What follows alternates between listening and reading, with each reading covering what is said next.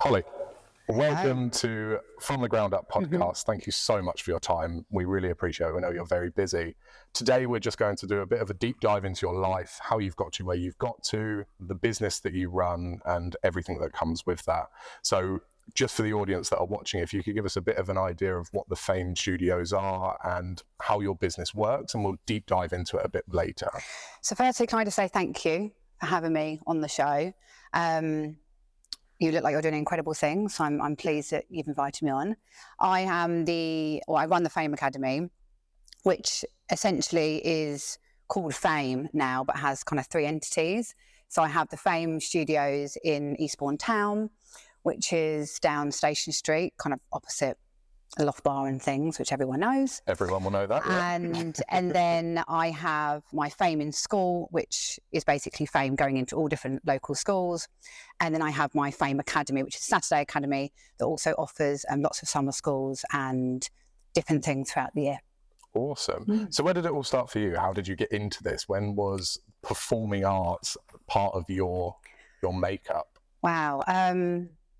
So I started dancing when I was 2, which is actually really young to start being a performer. I just started walking at 2, I think. Yeah. I was a late bloomer. So I think at 2 I literally just ran around a hall dancing around and being silly, but from a very early age I was really, really theatrical, and I ended up becoming the England dance champion, probably. That too. That's impressive. Could be, I think it was about 8 years. Okay. Yeah. And then I started singing and dancing, and it's just, for me, you just kind of, time stops when you're performing. It's the most incredible thing, and it's always been a huge part of me. My nan, who's not with us now, she was a singer and a performer down at the Barn Theatre in Seaford. Yeah, cool. And my mum was a singer, so I've kind of come from a very theatrical background. And then when you were at school, I was doing all the talent shows and doing all those kind of things. I auditioned for it's a drama school in London, Sylvia Young, which is a very famous drama school that lots of famous people went to. I didn't get in, but I still auditioned. Yeah. And that was a really fantastic experience. And then kind of fast forward, a little bit older, I went to college. I was then really, really lucky to get into drama school in London, in Chiswick, which was the Arts Ed by Andrew Lloyd Webb, his drama school. Nice. But for me, because I didn't come from I don't know how to explain it, I come from quite a low income background. At the time, we had to sell everything for me to get in, because it's thousands of pounds to go. So I remember. Is that an upfront cost or uni? Yeah, upfront cost. Wow. My mum sold her engagement ring, all of her jewellery, and I was also given, is it the Princess Trust? Yeah. So I applied and auditioned and had big interviews with them to try and raise money for me to go, because hence why I'm kind of so passionate about what I do now, is that I didn't have the financial opportunities. I had to go and get them, basically. And fight for it. Yeah, really fight for it. My mum was so supportive. She, at the time, she kind of did every job she could possibly do just to be able to buy me costumes, be supportive, which is, she's a real inspiration to me, actually. And then I moved to London. I performed in London for a few years. I got my first acting job, actually, at Madame Tussauds. Okay. Where I was acting, don't they just stand still? No, it was. Have you been? Hold on. No, it's have you been to Madame Tussauds? Yes. Yeah. So at the time, there was like a dungeon in the bottom floor, and I was a serial killer on the loose. That was my first job. Yeah. So I had to have really crazy makeup and be in a jumpsuit and kind of come out the walls and stuff. Yeah. Wow. It was brilliant, actually, amazing. Your first job, getting paid to scare people. Yeah. And I learned to stilt walk and lots of fun things. But I think being in London, this is when the kind of teaching aspect started to come into it. I would have a really good professional job. I don't know, a Morrison's advert was quite a good one. And then I wouldn't get any work for months. And my rent would be just I think at the time it was £1,500 for a tiny little studio flat in a horrible place in London to live that you're kind of too scared to even walk around in. So for me, it was just becoming a bit of a struggle to balance, trying to work professionally and pay your bills, which I know you've kind of touched on before, and it really is such a big thing. So I decided to kind of open my first business, which was called Star Dance, which is a contemporary dance school. And I found a hall in Seaford, and it was like a little church hall, and I think about £20 an hour or something at the time. And for like weeks, I'd go and no one would turn up. And I would just kind of sit there like... waiting. Advertising on like leaflets, posters kind of all around the town, because I kind of just concentrate on Seaford at the time. And I think I remember got one student, and it was just the most amazing experience to have this little girl who'd just come in and was so in awe of you. And I taught with like one student for, felt like weeks, maybe months, and then more started to come. And I think Star Dance went for about a year, or maybe a bit less, because then I was approached by a franchise, which I won't mention, but they kind of approached me to open like a Saturday drama school, which is kind of where my ideas have come along. And I closed Star Dance because I couldn't really do both. Had the franchise for over a year or so, and then decided to open. Was that in Seaford as well? Or? It was in Eastbourne. That was in Eastbourne. Yeah, okay. And I learned so much from it.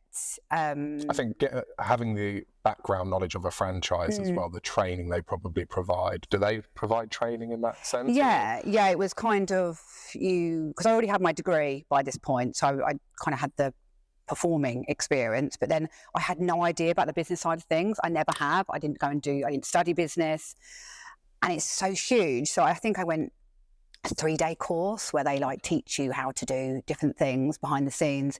Admin is a huge part of my business, where people underestimate how much admin you have to do. So I did learn a lot from them, but I think for me, I didn't like giving them 50% of everything. That's how much it was. I felt like I was working myself into the ground, doing everything for a little email and a bit of support here and there at the time.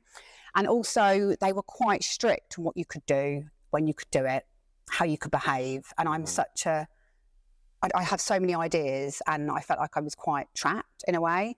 So when you say that, is that they'd give you a certain amount of shows you could put on, or is it like a curriculum, they kind of told you what you need to do in this particular term. Obviously it's kind of like an academic year, like they do at school.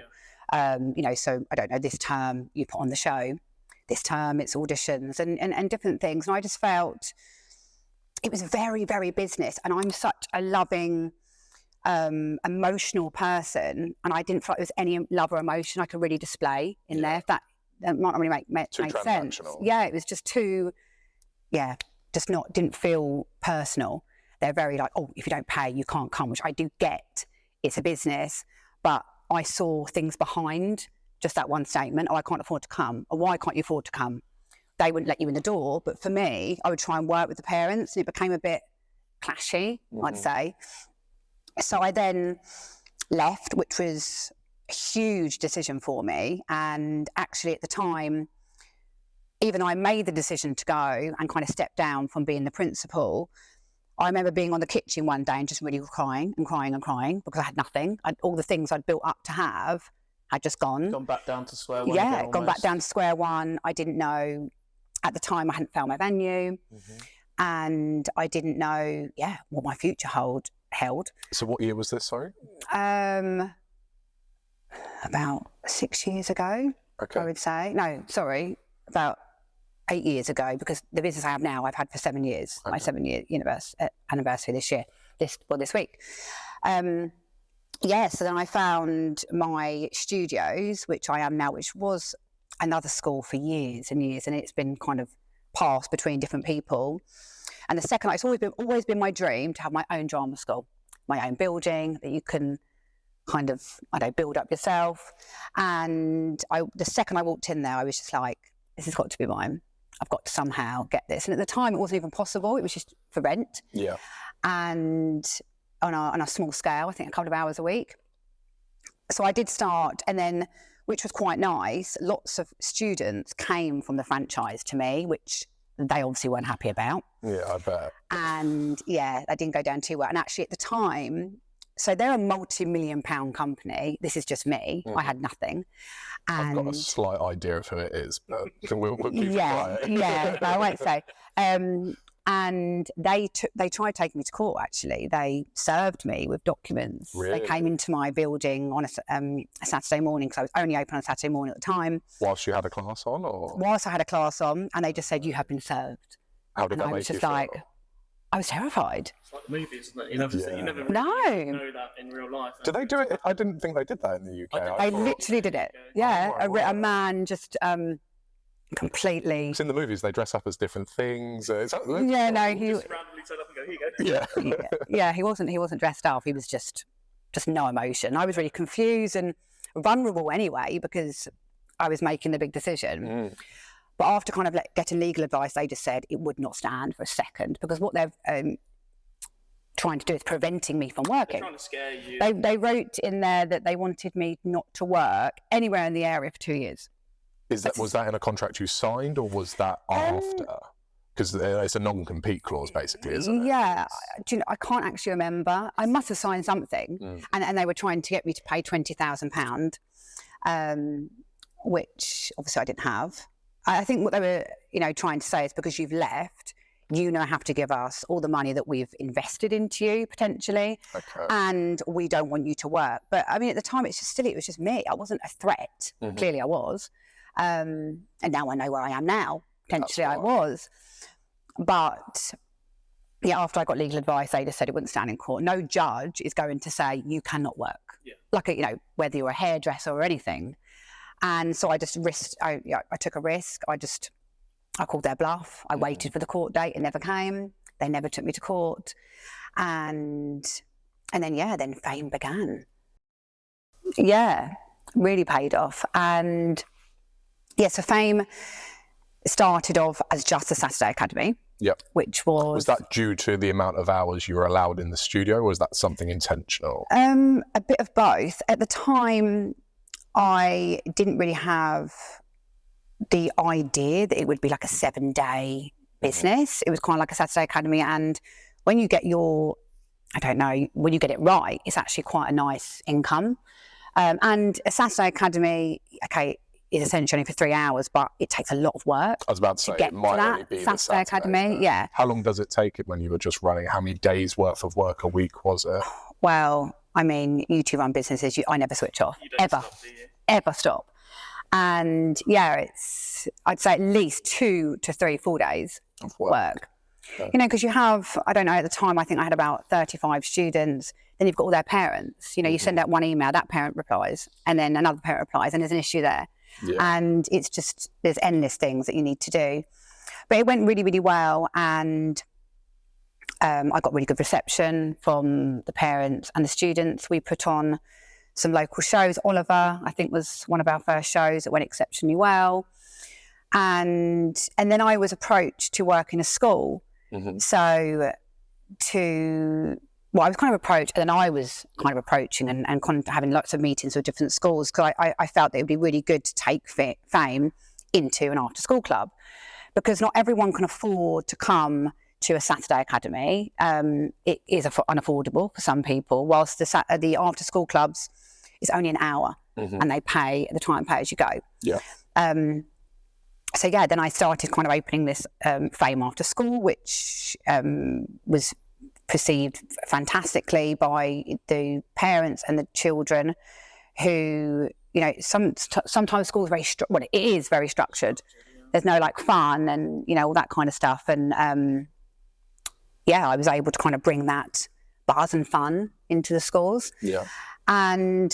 And then in the end, I was able to take over the lease and take on the Fame Studios. I then called it the Fame Studios. And How long was that from starting the Saturday school to taking over? So I think actually it was within a year. Really? Within a year, Wow. I took the leap and got the keys. It's the most amazing feeling, bet. getting your keys for the first time. And I think I opened in October 2017. and then I got the keys in April 2018. Okay, really quick then.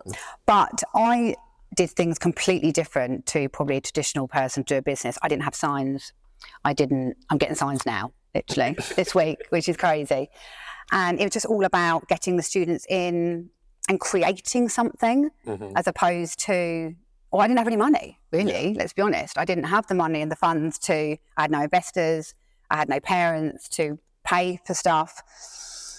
And it just kind of started building from there, really. So if you don't mind me asking, roughly what are the costs of setting up a studio the way you did it? So for anyone out there that's looking, what sort of cost would you be looking at to put on a Saturday school each week? Well, you obviously need to find a venue. That's the first thing. And, whether you want to hire it on an hourly rate, which obviously lots of people do, or, as something more serious, that's the kind of the first thing. And then you do need some kind of advertisement, for posters, leaflets, social media. So you can get them. Now, Leaflets you can get £50. Plug them in different schools and that kind of stuff. And then my staff had some T-shirts. So, if you really wanted to, you could put it for £100. That's crazy. If you wanted to. That's really cool. And obviously you've had all the training and the stuff of the years before. No. Someone from the same background as you could do it quite reasonably as well. That's really good. And I think for me, it was all about, just me as a person and what I wanted to give to the students as opposed to what my surroundings were. So it took the pressure off of, like you have your catering, so everything has to look probably a certain way to attract people. You're not going to go to a van that's like dingy. Not approachable. So £100. That's really good. Say. Really, really good. Not that I'm saying people to go and do this. Yeah. But I have so many competitors. It's crazy. Really? What's the landscape like in Eastbourne itself? I've got no clue. How many? Loads. Really? Absolutely loads. Dance schools, drama schools, singing schools. But it shouldn't stop you, because like yourself with your catering businesses, you think how many streets you walk down in Eastbourne Town Centre and there's a cafe, there's a takeaway shop.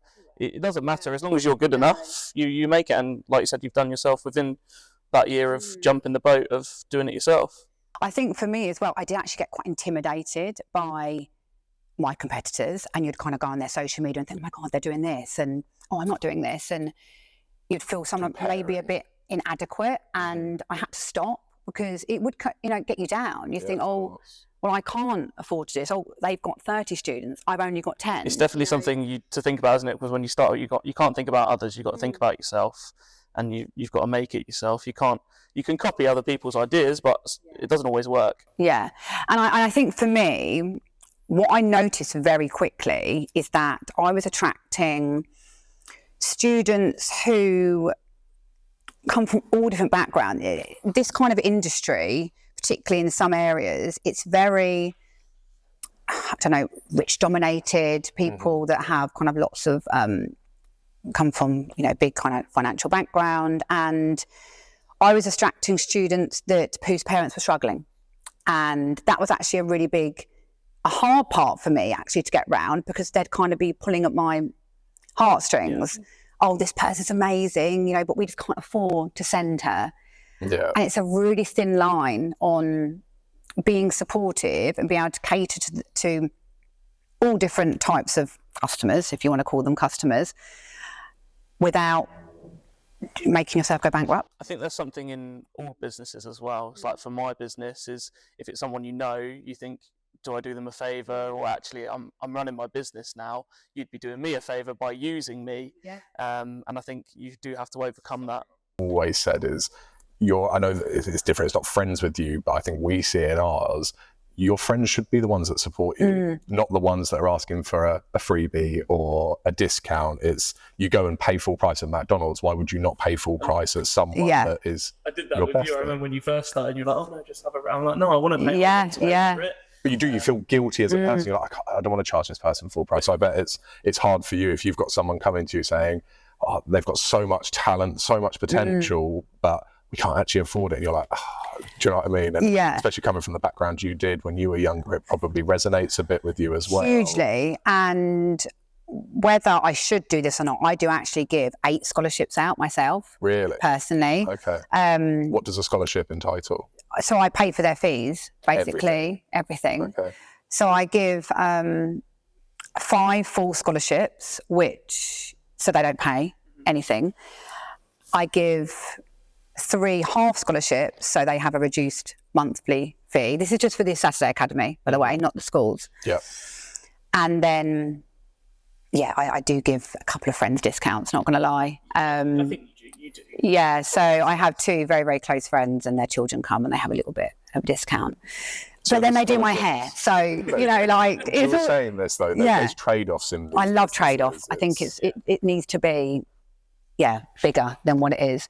But this is where I am now, where I want to really try and support people who need support. Mm-hmm. So what I've done this summer, which has just been incredible, I've actually got accepted to do the HAF programme, which is a holiday activity food programme for children who come from low-income families that get free school meals. Okay. And the government gave like 200 million to local councils. Yeah. And I then had to do a tender, or I think that's what you call it. And then I got the funding. So I was able to run 2 weeks in the summer holidays for children who would never be able to come to something that I do. And then the council then funded their places. That's awesome. Yeah, which is incredible and just felt so amazing for me. We fed them. You don't realise that some children only literally get 1 meal and that's when they go to school. It's that serious. And definitely over the years, I've gone from like performing to now being so, not political, but seeing things on a completely different scale, and I want to help people.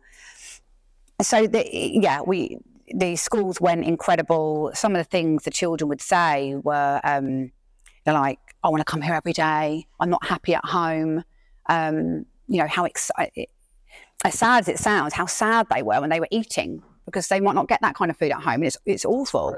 And some of them got really upset because it was like a 4-day one week and a 4-day another week, different students each week. Some of them got really upset that they couldn't come back the following week. They wanted to come every day, and I can only do what I can do. I can't give everything, otherwise I would have nothing. So I've just been accepted to do another one at Christmas, and I'm just in place to do more the next year, and hopefully as long as I can. And I'm just doing a current tender at the moment to do classes in the week, not just in summer schools, which is hugely what my passion is about now. And actually, Caroline, is it Ansel? She came to my studios in the summer and was she got quite emotional. I actually got quite emotional because seeing these children who you wouldn't even think would want to get up on the stage or have any confidence whatsoever are there, singing, dancing, working from all different backgrounds, working together as a group and putting on a show. It was just incredible to watch.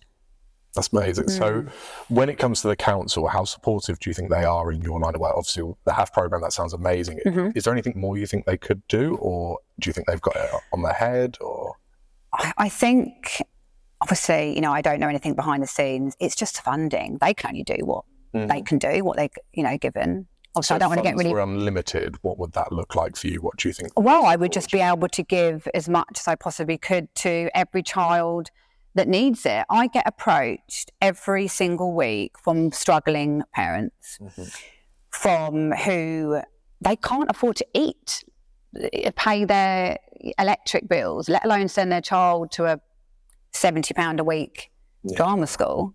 I was going to say, because that's the thing with a business like yours, it's a luxury, isn't it? For people, it is genuinely a luxury when you take, and even food with me, it's still a luxury because you can go and do your food shopping for probably the price someone would spend in one of my shops. So, especially in a time like this at the moment, it's very hard for these businesses to stay afloat.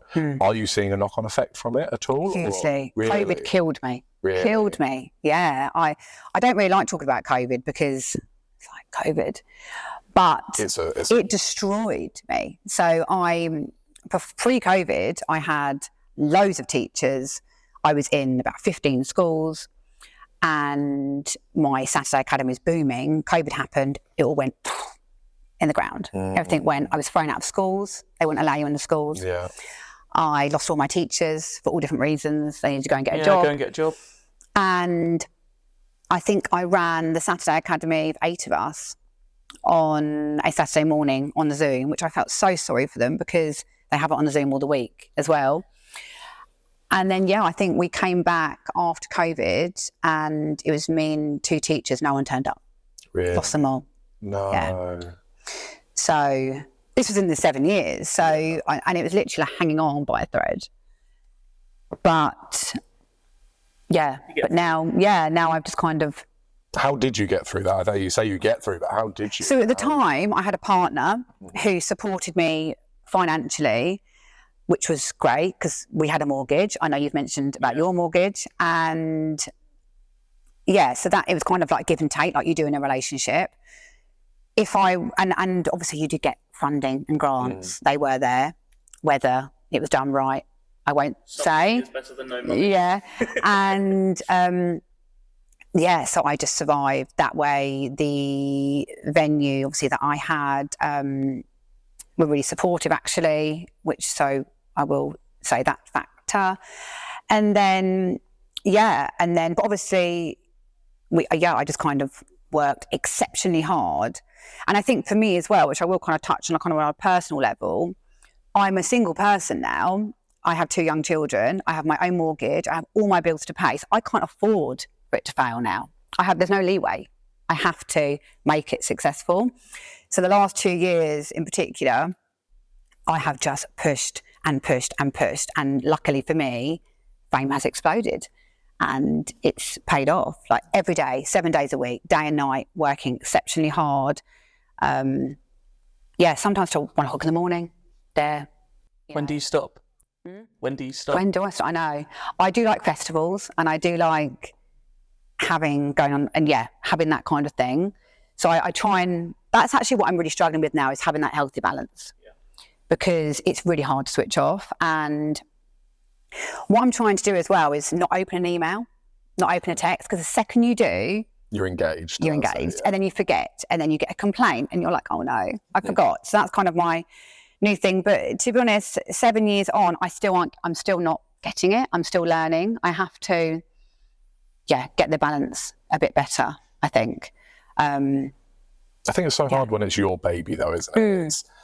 You say about I need time to switch off, but when it's something that you've put so much time and effort into, is switching off even worth it? Like, is that downtime, or do you know what I mean? I'm not where I want to be. Exactly. So how can I switch off? So with where fame is currently, what is the end goal for you? What is blue sky in your world? So I would like to franchise it out, and I wouldn't do it in a crippling, not financially viable way for those people. Like 50% for me, it's not worth it. Obviously, it's going to be for something, because I'm going to give a lot of support. Potentially, I'm looking into. I don't know how it's going to go. Whether it's really full-on support, or maybe like a training where I support once a month. I don't know, but I would like to franchise. I would like to be all over the UK, all over the world. I feel like it's such an amazing thing that I do, and I do it on such an emotional. I don't know how to explain it. I just so passionate about it. It's not business-like at all for me. I know it is a business, but I just really engage with these students and the parents and their journeys and how they are, and So that's what I would like to do: franchise it out, support other people to get into schools, have their own Saturday academies and stuff. Potentially work with the local governments to do kind of what I'm currently doing at the moment. Yeah, cool. I would like to do more work with the local governments, charities. I'm currently looking for local businesses. So if there's any businesses that want to sponsor a child, I'm working on like a program where you can sponsor a child, where a business would essentially sponsor a child, pay for their monthly fees or yearly fees, however they want to do it. And I know every business, they sometimes have funding, don't they, every year where they can support local people. So I know so many children that we'll put it this way, this couple of weeks, I've had 3 people who were fantastic, and I auditioned them for parts in my show, and they haven't come back because they can't afford it. What can I do? Just say, come back and I'll pay. But how many times do you do it? Yeah. You know, I can't financially cripple myself. So I would like to be able to sponsor more children, work with local businesses, have businesses who want to sponsor Fame as a whole, where we'd put kind of their business branding on our T-shirts and, you know, that kind of thing, where I would be able to offer. I mean, the dream would be to offer as many scholarships as I possibly could. You know, no one gave me scholarships. Yeah. I had to do everything to get to where I was. My mum had to do everything. You know, she still moans today she sold an engagement ring. She said it this morning. Make sure you get the engagement ringing thing. Bless her. It's in, Mum. Yeah, it's in. It's in. Where is there a time it stops for you, or do you think this is something you'll do for the rest of your life? Have you got any other aspirations? So I already want to start coming back a bit now. Mm-hmm. I've got 2 young children, and I don't want to feel guilty that I'm just a businesswoman. I work exceptionally hard. And even though I think they look up to me, I mean, they're only young, but essentially I think it's a good thing seeing a parent so ambitious and driven. I also want to not just give my whole life to my business, which I currently do. Mm-hmm. So what I would like to do, which I'm currently doing at the moment, is interviewing people. I want to have kind of more managers. I want to find more me's that can potentially be the front person. And I say this now, whether I do this, because the children love me, you know, I love them. You know, I walk in the room and, you know, Holly's teaching today, and, you know, we have such a fantastic relationship. I work every Saturday morning. I don't want to work every Saturday morning for the next how many years. I don't get to see my little boy play football on a Saturday morning. So, yeah, for me, it's finding a healthy balance. And I would like to be more of like like Zoom calls, that support, deciding on the shows, so kind of being a bit more behind the scenes and maybe working less, really. I've worked exceptionally hard already, and time for you to enjoy your life. I need to have a bit of the healthy balance, but ultimately just support more people. I think I should mention as well, with the HAF project, we help a lot of children with special needs and stuff, which really I'm passionate about as well. And you know, I had to kind of get new teachers. I have no experience with, you know, working with different kind of students. And, you know, we got new people in, and that went tremendously well. So for me, there's just so many avenues and where I want to go, but I just need more staff, need more support, more funding. And then I'm sure it will slowly get there. But yeah, the dream, I'm a very big dreamer, would you say? I kind of like, there's no limits to where I want to go. It's good. Basically. That's the way we should be. That's why limit ourselves. There's no point. There is no point. Reach for the stars, land on the moon. That's what we go with. Yeah. So what's upcoming for Fame? What's in the near future? Anything on? Yeah. So in November, we have our yearly show, which is at the Grove Theatre in Eastbourne, which is under the library, which people don't know as a theatre. Near Grove Road. On the corner. Yeah, well, it's the Eastbourne Library, if that's on Grove Road. Yeah. And yes, it is. And makes sense if it's called the Grove Theatre, doesn't it? Yeah. So we have our big show coming up, which is on the 18th and 19th of November on the Grove website. I think they're £15 a ticket, top of my head. They're selling fast, so get your ticket now. Yeah. It's Middle of the Musical Juniors. It's fantastic. The students are fantastic. I'm one of the directors. There's another 2 directors, and it's incredible. The children have been working on the show since April, and it really, really is amazing. So that's going to be exceptional for them. They've never done 4 shows before in a weekend. So hopefully they're going to do well. And then we also have already booked the Hippodrome for next year. Amazing. We don't know what show we're going to do yet. So we're going to kind of really start pushing the advertising now. The tickets are selling, but not as fast as I would like them to sell. It's quite a small theatre as well. I think it only holds 120 seats. So I'd like a sellout every single That'd be awesome. show. And yeah, we have our obviously big CAF projects coming up for Christmas time. As I said, I'm doing a tender for more kind of groups. So it's kind of like just trying to do as much as we possibly can, literally. But yeah, Matilda's going to be really, really good. It's a shame. I mean, I like the Grove Theatre. I don't know if anyone, have you been to the Grove Theatre? No, I didn't know it existed. So it's good to get some exposure for it. It's quite nice. It's a nice little theatre. I mean, I think the children wanted to be at the Hippodrome, but Matilda, you have to buy the rights for the show. And they're quite naughty, really, because they want you to go to London to see it in the West End. They have a clause against it where you can't perform it in a theatre over 150 seats. So you're really limited. So I booked the Hippodrome, did all the advertising, and then had to cancel it. That did not go down well at all. And that was my error, you know. Yeah. But, you know, the Grove Theatre, it's really sweet. Because it's a smaller theatre, I'm able to put more funding into it. I'm going to try and get like a red carpet, some like photographers to like, you know, make it all really exciting for the students. And yeah, that's our next big thing. And it's my 7-year anniversary this week. This week? This week. Awesome. It's Saturday. So I think I'm going to take all the staff out, all the team, and we're going to go out for some drinks and some food and just celebrate, because I'm not very good at celebrating my achievements. I haven't celebrated the last couple of years. I've just been too busy. So I'm going to, and then it comes around and then it's gone. You think, you missed it. Yeah, missed it. So I'm going to try and, that's what I'm going to do this afternoon actually, arrange the event and yeah, just celebrate, kind of take a seat really and just pat on the back instead of just driving one through without thinking you've done well. And 7 years is crazy. I mean, the average business goes bust within 2 years. Mm-hmm. That's what we said before. To get, like you said, through, you know, like not many people like to talk about it, but get through COVID to where now, it's an amazing achievement.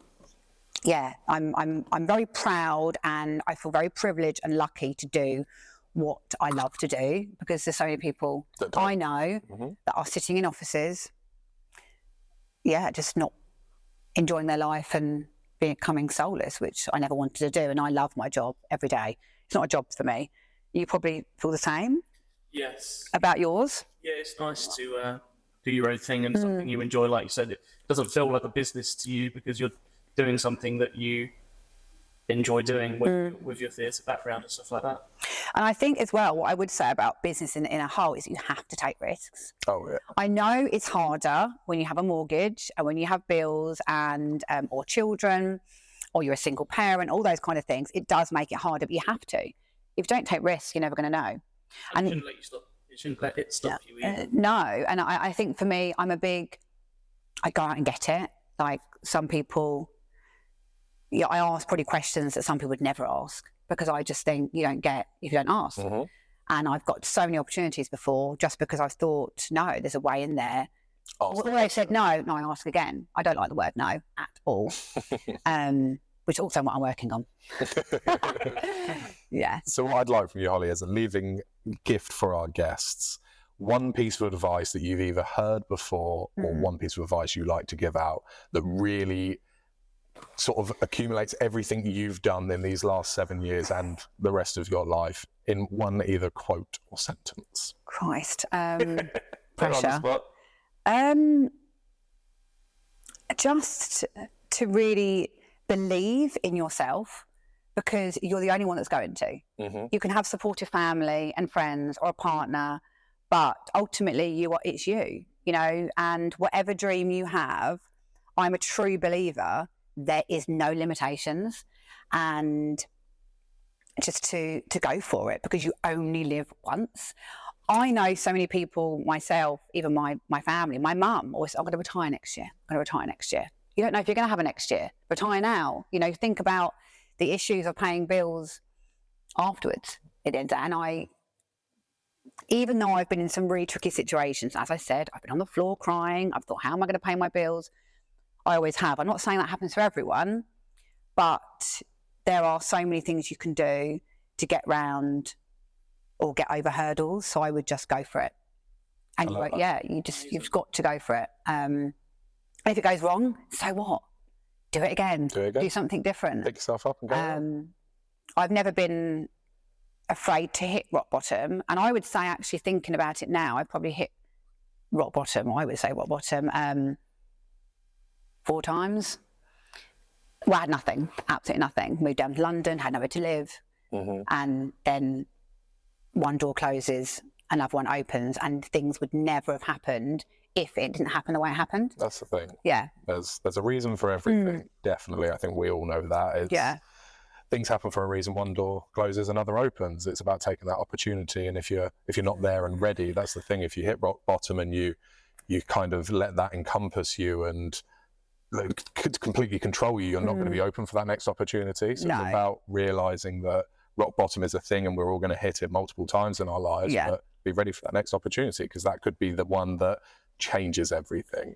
Absolutely. I also think as well that too many people are waiting for a point to be happy, or to think, oh, I've done it then. Oh, when I hit this, it'll be okay.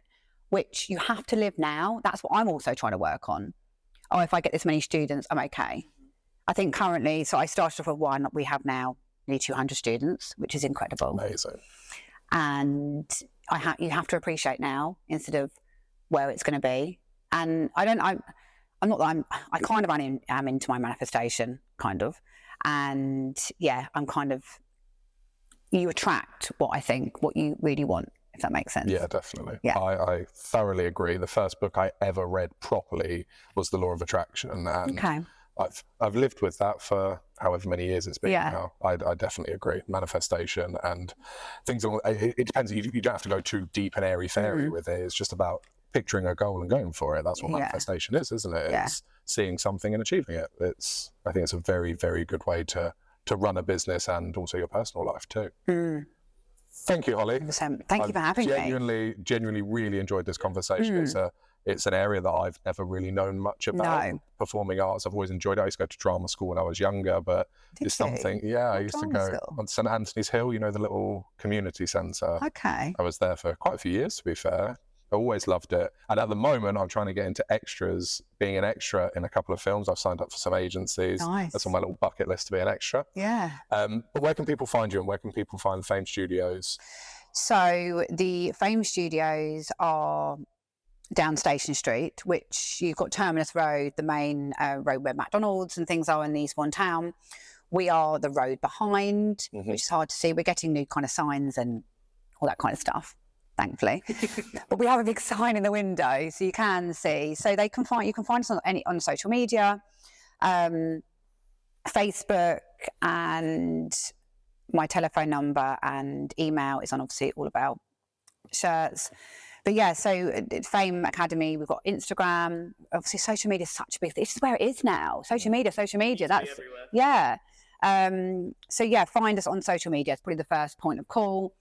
Fame Academy. We're just getting a new website built at the moment. I've never had a website up to this point. I think I did actually briefly at some point, and then it just goes down again. So yeah, find us on there. We are always giving free tasters, so you can come along for a free taster, whether that's in the schools or the academy. And also, if you are someone who thinks there's no way I'm going to afford to send my child there, please get in touch, because there's things that I can do and I can work with people. And also, you've got the HAF project, so they get released, I think, in a couple of weeks. So that's the HAF website, which is, I think, sent from all schools, where you click on and there's like a list of loads of businesses that offer free places for the students. It's a huge opportunity for lots of students. Awesome. Yeah. Thank you so much. Thank you very much. Thank you for having me.